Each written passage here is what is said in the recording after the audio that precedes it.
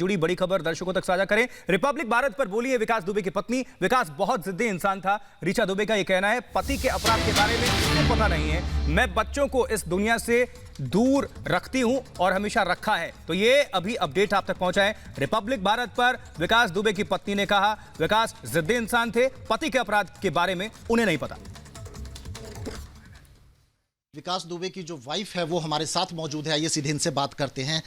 मैं कुछ सख्त सवाल जरूर पूछूंगा आपसे, क्योंकि मैं चाहता हूं कि आप उसके जवाब दें, क्योंकि देश जानना चाहता है। सबसे पहला सवाल मेरा आपसे ये है कि जब आपको पता लगा कि वहां पर एनकाउंटर हुआ है, क्या उस समय आपकी बात हुई थी या उस समय किसी तरीके का कोई सीसीटीवी फुटेज आपके पास एक्सेस था? क्योंकि बताया जा रहा है कि आप अपने मोबाइल पे इस तरीके की चीज़ें देखती थी, उसमें सच्चाई क्या है?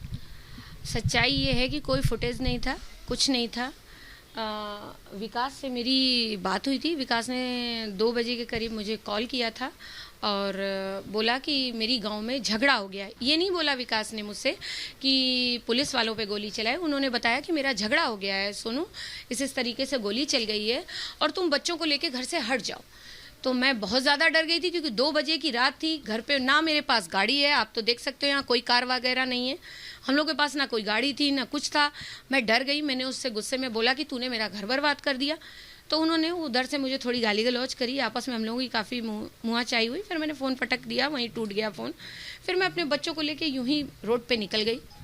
विकास दुबे ने जब आपको ये सारी चीज़ें बताई तो आपको शक नहीं हुआ कि कुछ बड़ा हुआ है वहाँ पर? और क्या आपने और लोगों से बात करने की कोशिश नहीं की? क्योंकि आप उस गांव में कई लोगों को जानती थी, उनके परिवार में कई लोगों को जानती थी, उनके साथी जो उनके आसपास बैठते थे उनको भी जानती थी। तो आपका मन नहीं हुआ कि उनसे मैं बात करूँ कि आखिर हुआ क्या है वहाँ? देखिए, मैं बहुत ज़्यादा किसी से क्लोज नहीं थी। मेरी सिर्फ विकास से ही बात होती थी। मेरा गांव में किसी से लेना देना, मेरे मोबाइल में 2 ही 3-4 नंबर थे। जो भी अदर नंबर फीड होंगे वो विकास यहाँ आके जिससे भी बात करते हो, जो भी हो। मेरी कभी किसी से ज़्यादा बातचीत नहीं होती थी। और जो विकास ने मुझे ये बताया, फिर इससे ज़्यादा मैंने किसी से बात करने की कोशिश नहीं करी, क्योंकि मैं इतना ज़्यादा डिप्रेस हो गई थी। मुझे लगा हुई आप, क्योंकि उन्होंने तो सिर्फ ये कहा था कि आसपास लड़ाई हुई है, उसमें डिप्रेशन की क्या बात थी? डिप्रेशन की ऐसी बात थी, मैं अपनी लाइफ में मैं बच्चों को बहुत सिक्योर करते आई थी कि मैं इस अपराध की दुनिया से अपने बच्चों को बहुत दूर रखती थी और मैं ये चाहती थी कि मेरे बच्चे काबिल बने। मुझे ऐसा लगा कि अब ऐसा मंजर लग रहा था मुझको कि मेरा सब बर्बाद हो जाएगा और मैं अब कुछ नहीं कर पाऊंगी, जिसके कारण मैं इतनी डिप्रेस हो गई। मैं आगे पीछे मैंने सोचा नहीं और फ़ोन को फेंक के तोड़ के मैं यहीं से यहीं निकल गई। आपको भनक थी कि यहाँ पर कुछ कत्ल हुआ है, यहाँ पे कुछ लोग मारे गए हैं, तभी आप डिप्रेशन में आ गई? या उस समय आपको लगा कि कुछ बड़ा हुआ है इसलिए आपने फ़ोन पटक दिया, इसलिए आपने गुस्से से बात की, इसलिए आपको लगा कि विकास तुमने मेरे बच्चों का भविष्य खराब कर दिया? मुझे इसलिए ऐसा लगा, जब आप गोली चल रही है तो गोली में कोई भाई साहब फूल तो बरसाए नहीं जाते। गोली आवाज़ सुनी उस समय? गोली मैंने नहीं सुनी। अरे भाई, मैंने गोली की आवाज़ नहीं सुनी। जब मेरा पति बता रहा है कि गोली चल रही है तो गोली निकलने के बाद हवाई फायर तो नहीं होते, फिर गोली किसी को लगी ही होगी, जिसके कारण मैं डर गई। मुझे ये पता चलता कि ये पुलिस द्वारा लड़ाई हुई है तो हो सकता हूँ मैं घर छोड़ के नहीं जाती, क्योंकि मुझे अपनी न्यायपालिका, अपने पुलिस पे बहुत भरोसा था। अब तो और ज़्यादा भरोसा बढ़ चुका है। ठीक है, जिस समय ये सब कुछ हुआ उस समय आपने घर छोड़ दिया, घर छोड़ के आप गई कहाँ? मैंने सब न्यूज़ चैनल को बताया है कि फिनिक्स मॉल के पास एक कॉम्प्लेक्स था, जिसके 5 मंजिल कॉम्प्लेक्स था या 4 मंजिल, उसकी छत पे मैंने और मेरे बच्चों ने इतनी 7 दिन भयावह स्थिति से काटा है कि जिसको हम लोग याद करते हैं तो डर जाते हैं। क्या जय वाजपेयी ने आपको गाड़ी मुहैया कराई? क्या उनकी साथ, उनके सहायता से आप यहाँ से फरार हुई, यहाँ से आप भागी? मेरे घर में भी CCTV लगे हुए हैं। इस CCTV की जो DVR होती है वो SSP ऑफिस में है। लोकल थाने ने भी देखी कि मैं 2 बजे पैदल निकली। ना मैं जय वाजपेयी आए थे, ना विकास दुबे आए थे, और मैं किसी को जानती ही नहीं थी। जय वाजपेयी क्यों आते? कांड वहाँ का हुआ था, हम लोगों से कोई लेना देना नहीं था। मैंने ज़िंदगी में कभी उनके आपराधिक कामों में कभी भी विलुप्त नहीं थी। मैं बहुत दूर थी उनसे, हमेशा डिस्टेंस बना के रखा था। जय वाजपेयी से कभी मिली? किस तरीके के इंसान थे? एक बार मिली जिला पंचायत में। जब मैं जिला पंचायत का चुनाव जीती थी तो वो जिला पंचायत के जो क्या होता है, जिला पंचायत का कुछ बोला जाता है उसको, हाँ, वो वहाँ पर गए थे तो उन्होंने मेरे माला वाला डाला था, उसकी शायद फ़ोटो भी है। और वो गाँव आता था, वो विकास से उसके लेन देन हो, दोस्ती हो, यारी हो, इतना मैं ज़्यादा नहीं जानती। अमर दुबे की शादी में क्या आप गई थी? नहीं, मैं नहीं गई थी। अमर दुबे की जो पत्नी है उनको आप जानती थी? नहीं, मैं अमर दुबे की पत्नी को किसी को नहीं जानती थी। खुशी से आपकी कभी कोई बातचीत नहीं हुई, कभी कुछ नहीं? नहीं, मेरा कोई लेना देना नहीं था, ना मैं खुशी को जानती थी, ना मैं इतना अमर को जानती। मेरे पास किसी के नंबर ही नहीं है। मेरा नंबर लेके पुलिस वो निकलवा दे डिटेल, तो मेरे पास ना अमर के नंबर थे ना खुशी के नंबर थे। वो एकदम से सडनली उन लोगों की लव मैरिज हुई थी और मैं ये सभी समय था। देखिए, 24 घंटे टीवी चैनल पर विकास दुबे ने जो किया वो लगातार दिखाया जा रहा था। 6 राज्यों की पुलिस उसे ढूंढ रही थी। आपको नहीं लगा कि आपको खुद जाना चाहिए पुलिस ऑफिस में, जाकर के सरेंडर करना चाहिए, जो इन्वेस्टिगेशन है उसमें उसकी हेल्प करना चाहिए? आप उस समय भी क्यों फरार रही, क्यों आप दूर रही, क्यों आप पुलिस के पास नहीं आई, क्यों आपने उसकी इन्वेस्टिगेशन में हिस्सा नहीं लिया? मैं बहुत डरी हुई थी। मैं आज भी डरी हुई हूँ। आज 22-23 दिन हो गए हैं, मैं सो नहीं पाती हूँ। जब रात का 2 बजता है तो मेरी पूरी शरीर के जो इंद्रियां होती हैं वो कांपती हैं। आप उस देखिए, पूछने वाला और झेलने वाला और जीने वाले की मनोस्थिति अलग होती है। आपको ऐसा नहीं लगा, आप अपनी मनोस्थिति की बात करिए, लेकिन जो 8 पुलिस वाले जो मार दिए गए, उनका परिवार उनके साथ था, उनके बच्चे भी थे, उनकी बीवियां भी थी, उनकी माएँ भी थी। कभी आपको उनका सोच के नहीं लगा कि मुझे जाना चाहिए पुलिस के पास? वो भी रातों को सो नहीं पा रहे होंगे, वो भी बहुत परेशान।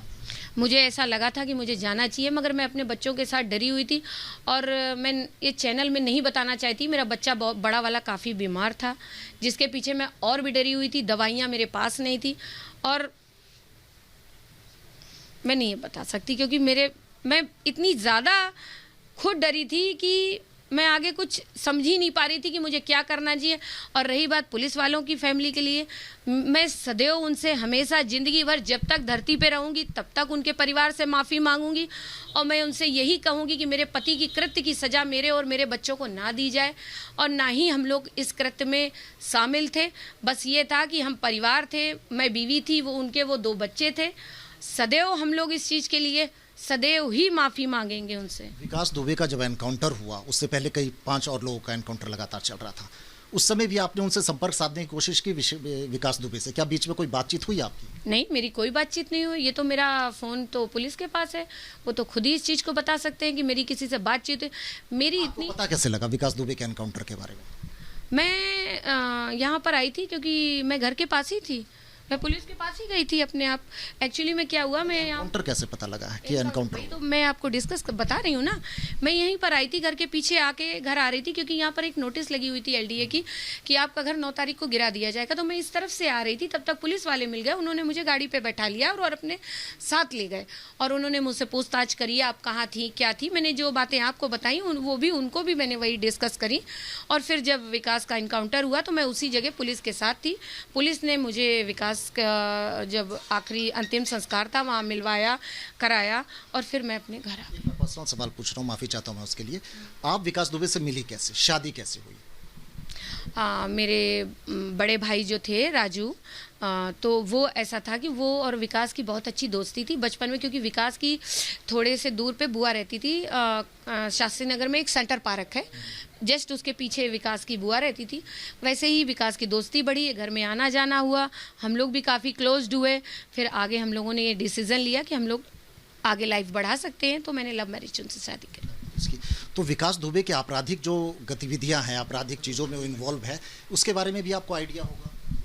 नहीं, मुझे कोई आइडिया। आपको ये नहीं लगा कि किस तरीके का अपराध कर रहे हैं, किस तरीके का लगातार जो है वो माफियागिरी कर रहे हैं, लगातार जो हैं अपने बाहुबल के हिसाब से वो लोगों को डराते धमकाते हैं, उनसे वसूली करते हैं, इस तरीके की चीज़ें कभी आपको लगी नहीं? वो जेल भी गए हैं, उन्होंने एक मंत्री का मर्डर भी कर दिया, तो ये सब आपको कोई पता ही नहीं लगा? नहीं लगा, आप लोगों द्वारा लगा। अब की बार कुछ ज़्यादा पता चल गया, क्योंकि सोशल मीडिया थी, इतना पता चल गया। मुझे क्या पता चलता, मैं घर में थी। मैंने 3 साल से ज़्यादा विकास के साथ रही नहीं। 7 साल में कानपुर में रही, 14 साल में लखनऊ में आके शिफ्ट हो गई। मैंने कभी ये सब जानने की कोशिश भी नहीं करी। मैं इन सब चीज़ों से बहुत दूरी बना के रहती थी। आपने कभी पूछा नहीं कि जो जेल गए वो किस लिए गए? और एक और सवाल मेरा आपसे कि आप किस तरीके का नेचर था उनका? जिद्दी प्रवृत्ति के थे और एंजाइटी के बहुत बड़े पेशेंट थे। सारे मेरे पास उनके डॉक्यूमेंट्स हैं। कोई कभी कहता है तो मैं डॉक्टर के पास भी जाके दिखवा सकती हूँ।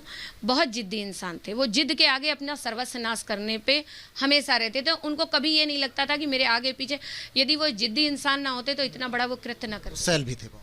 जिद्दी को आप गुस्सैल में ले लीजिए, चाहे किसी में ले लीजिए। मैंने जो इतने दिनों में 23 साल की लाइफ में ये समझा कि वो एक जिद्दी इंसान थे।